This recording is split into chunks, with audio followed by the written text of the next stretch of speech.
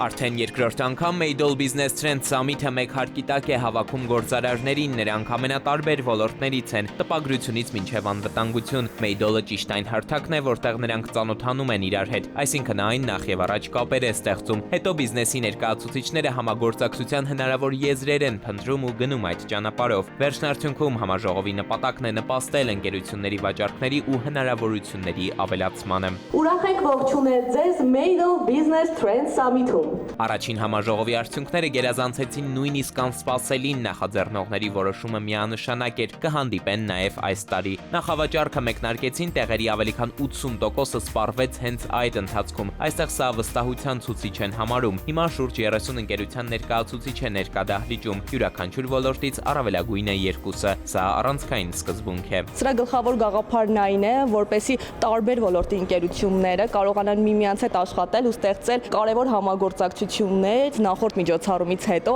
արդեն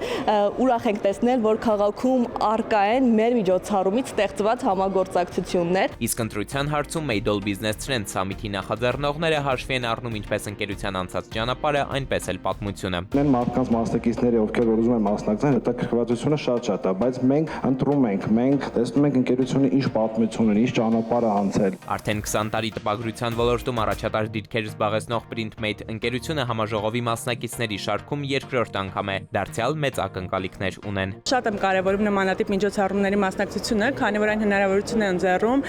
տարբեր բիզնեսների հետ մենք հարթակի տակ ելույթ ունենալու, ինչպես նաև համագործակցության տարբեր եզրեր գտնելու համար։ Քննարկումներն ակտիվ փուլում են, համաժողովի մասնակից ընկերությունների ներկայացուցիչները հնարավորություն ունեն լսարանին ներկայացնել, թե ինչ են առաջարկում շուկային եւ հատկապես ինչ հարցում կարող են համագործակցել իրար հետ։ Իսկ կապն իրար մեջ համաժողովի նախաձեռնողները մշտապես կպահեն։